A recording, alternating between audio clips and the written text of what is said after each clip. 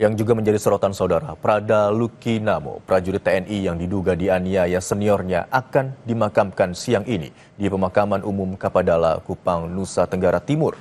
Pemakaman akan didahului ibadat pemakaman sebelum diserahkan ke TNI untuk dimakamkan secara militer.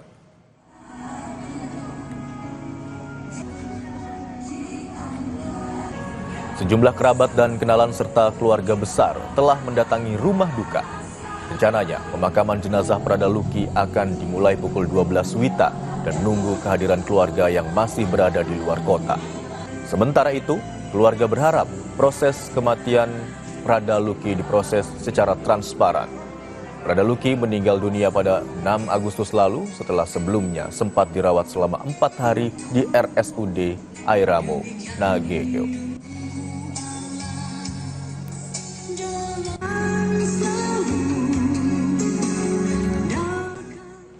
TNI Angkatan Darat menyatakan telah mengusut kasus dugaan penganiayaan yang terjadi di Nusa Tenggara Timur.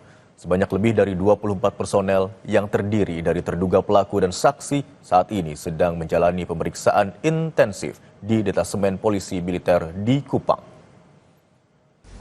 Beberapa personil yang terduga sebagai pelaku, ya, termasuk beberapa saksi yang ada di sekitar tempat kejadian perkara pada waktu terjadinya perkara tersebut sedang diperiksa di Detasemen Polisi Militer di Kupang. Dan pemeriksaan itu akan dilaksanakan secara intensif dan betul-betul akan dilihat ya, bagaimana proses terjadinya ya, sehingga nanti setelah ditemukan bukti-bukti fakta keterlibatan beberapa personil ya, pimpinan TNI Angkatan Darat sudah menyampaikan untuk dilaksanakan proses sesuai dengan ketentuan yang berlaku. Sebelumnya, seorang anggota TNI yang bertugas di Batalion Teritori Pembangunan Kabupaten Nagekeo, Nusa Tenggara Timur, Prada Luki, tewas diduga dianiaya seniornya. Korban sempat dirawat di RSUD Airamo selama 4 hari.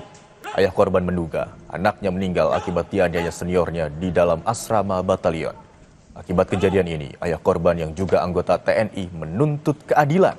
Sementara, kasus kematian Prada Luki kini ditangani Subdenpom 9 ND.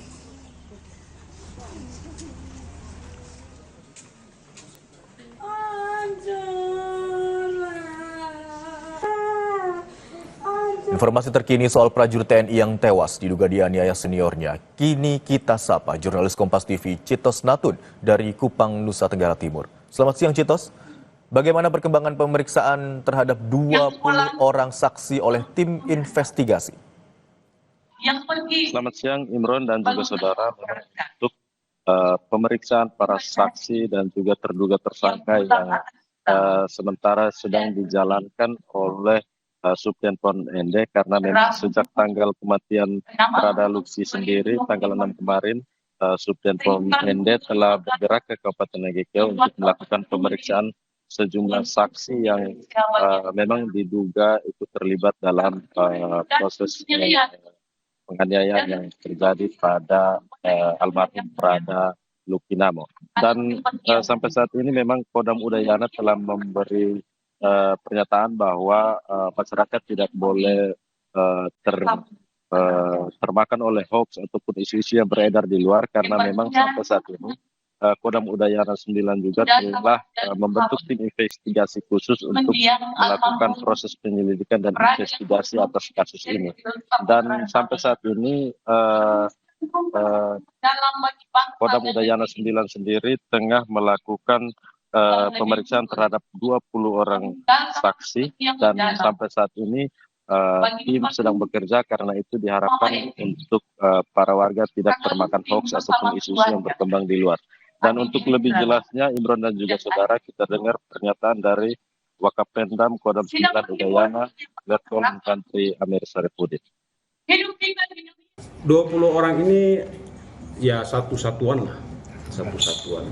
Terkait dengan sanksi yang akan diberikan, kita nanti tetap mengikuti prosedur. Artinya begini, walaupun nanti tim investigasi itu sudah menyatakan, sudah menggambarkan, menyampaikan hasilnya, maka kita serahkan kepada pengadilan. Kenapa dia diperiksa dan perannya apa? Karena mereka bisa saja dipanggil untuk menguatkan keterangan-keterangan yang ada. Jadi jangan sampai nanti kita salah menjatuhkan putusan. Jangan sampai kita salah dalam mengambil hasil investigasi. Sehingga makin banyak keterangan yang kita peroleh, itu makin kuat keterangannya yang kita dapat. Yesus Kristus yang hidup. Meskipun kita ada dalam peristiwa iman yang melemahkan. Ya, itu tadi Imron dan juga saudara pernyataan langsung dari Wakapendam 9 Udayana, dan sampai saat ini memang keluarga tetap berharap agar pemeriksaan terus berlangsung transparan dan menyerahkan seluruh proses ini kepada TNI untuk mengurus proses penyelidikan dan investigasi yang sekarang sudah dimulai. Imron. Baik, Citos, rencananya jenazah Prada Luki akan dimakamkan siang hari ini. Lalu jelang pemakaman, bagaimana situasi di rumah duka siang hari ini?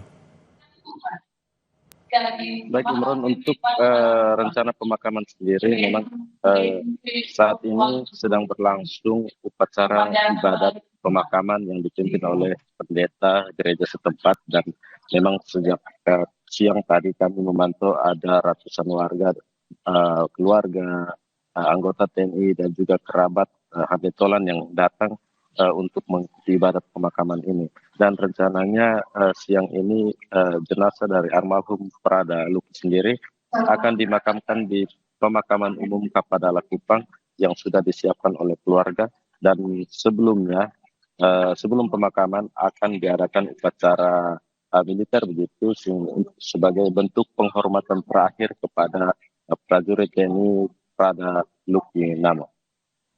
Ibrat. Citos, meninggalnya Prada Luki hingga saat ini masih diselidiki. Lalu apa harapan pihak keluarga terkait dengan penyelesaian kasus ini?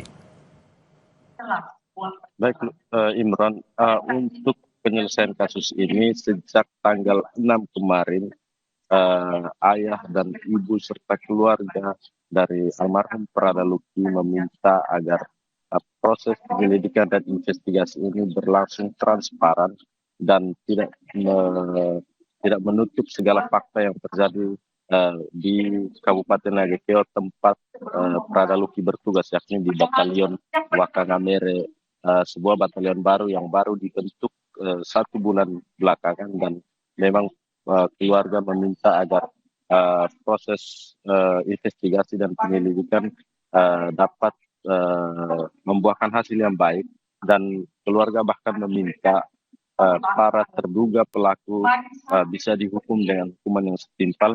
Bahkan kemarin kami sempat bercerita dengan ibu dari almarhum, ia meminta para pelaku ini dihukum seberat-berat mungkin, bahkan meminta agar dihukum mati. Begitu, Imran. Baik, hingga siang hari ini 20 orang masih menjalani pemeriksaan di Subdenpom 9ND, termasuk terduga pelaku dan juga sejumlah saksi. Terima kasih atas laporan Anda, jurnalis Kompas TV Citos Natun yang melaporkan dari Nusa Tenggara Timur. Dan informasi usai jeda, saudara, polemik royalti musik PT Mitra Bali Sukses atau Migacuan Bali dengan Lembaga Manajemen Kolektif atau LMK dan Sentra Lisensi Musik Indonesia berakhir damai. Migacuan Bali sepakat membayar royalti musik sebesar 2,2 miliar rupiah.